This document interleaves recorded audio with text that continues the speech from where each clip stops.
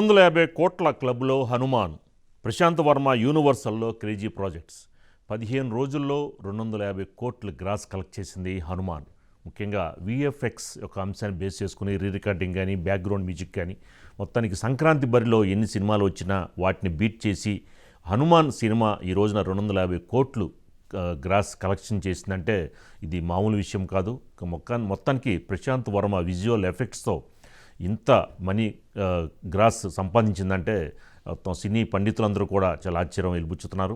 దీనికి సంబంధించిన దీని మీద వచ్చిన అమౌంట్లో కొంత భాగాన్ని అయోధ్య రామాలయానికి ఇవ్వడం జరిగింది.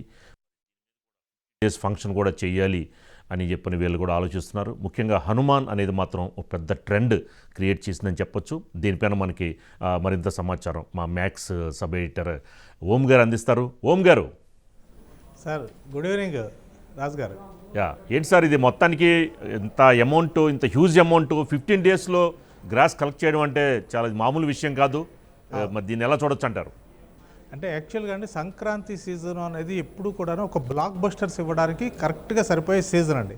అందువల్ల పెద్ద నిర్మాతలు కావచ్చు, చిన్న సినిమాలు తీసినటువంటి నిర్మాతలు కావచ్చు, ఆ సీజన్లో తమ సినిమాలను రిలీజ్ చేస్తే మామూలుగా అయితే 25 కోట్లు వసూలు చేసేది 35 కోట్లు వసూలు చేస్తుంది, 35 కోట్లు 50 కోట్లు వసూలు చేసేది 75 కోట్లు వసూలు చేస్తుంది. అలాగే స్టార్ హీరో సినిమాలు 100 కోట్లు కూడా వసూలు చేస్తాయండి.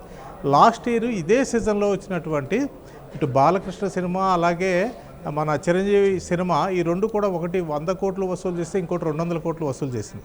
కానీ ఈసారి చూడండి చిత్రంగా, అంటే ఒక దైవ సంకల్పం అంటుంటారు కదా, అలా ఒక హనుమంతుడిని నమ్మి తేజ సజ్జా అనేటువంటి ఒక అప్కమింగ్ ఒక యంగ్ హీరోతో తీసినటువంటి ఈ సినిమా కేవలం 15 రోజుల్లో 250 కోట్ల గ్రాస్ వరల్డ్ వైడ్ కలెక్ట్ చేయడం అన్నది మాత్రం ఒక రకంగా అద్భుతం అని చెప్పాలండి. అంటే దీనికి బాగా కలిసి వచ్చిన అంశం ఏమిటి అంటే ఈ సినిమా పాన్ ఇండియా మూవీగా రిలీజ్ కావడం.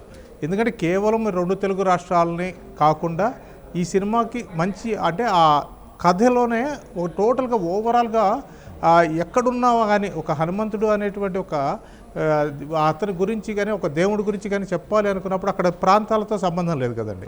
కాబట్టి భారతీయ సంస్కృతి సంప్రదాయాలను బేస్ చేసుకుని పురాణ ఇతిహాసాల్లో ఉన్నటువంటి హనుమంతుడిని బేస్గా తీసుకుని ఒక సినిమా తీస్తున్నప్పుడు మనం ఇక్కడికే ఎందుకు ఇది అవ్వాలి, కాబట్టి భారీగా తీస్తే ఇంకా బాగుంటుంది కదా అని ఫస్ట్ నుంచి ప్రశాంత్ వర్మ చాలా వైజ్ డెసిషన్ తీసుకుని ఫస్ట్లోనే ఇది కేవలం పాన్ ఇండియానే కాదు అదర్ లాంగ్వేజ్లో కూడా, అంటే అదర్ దేశాల్లో ఉన్నటువంటి వేరే దేశాల్లో ఉన్నటువంటి ఆ భాషల్లో కూడా ఈ సినిమాని రిలీజ్ చేయాలని చెప్పి పర్ఫెక్ట్ ప్లాన్తో అతను సంక్రాంతి బరిలో నిలిచాడు.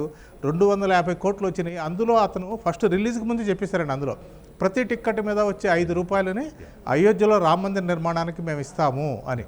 ఆ రకంగా చూస్తే ఆల్రెడీ 2.66 లక్షలు అంటే కోట్లు 2,66,00,000 ఆల్రెడీ అక్కడ దేవాలయానికి అందించారు.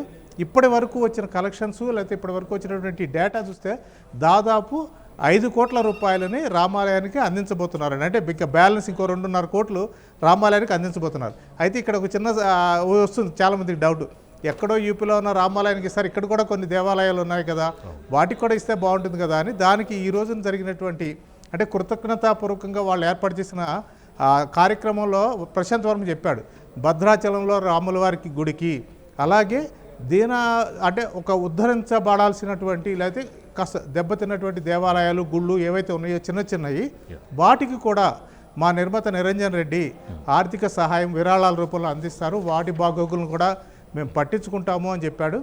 ఓవరాల్గా ఏంటంటే కేవలం సినిమా అనేది ఒక కమర్షియల్ డబ్బులు సంపాదించుకోవటం ఎంత లాభం పొందామో అనేది కాకుండా ఒక విజన్తోనూ ఒక భక్తి ప్రపత్తులతోనూ ఒక సినిమా సిన్సియర్గా తీస్తే ప్రేక్షకులు ఆదరిస్తారు అనేది హనుమాన్ విజయంతో నిరూపణ అయింది. అలాగే వచ్చే ప్రతి రూపాయిని కూడా తిరిగి సినిమాలలో పెట్టాలి అన్న ఒక ఆలోచనలో కూడా వాళ్ళలో కలగడం అనేది ఒక మంచి పరిణామం చెప్పుకోవాల్సి ఉంటుంది రాజు గారు.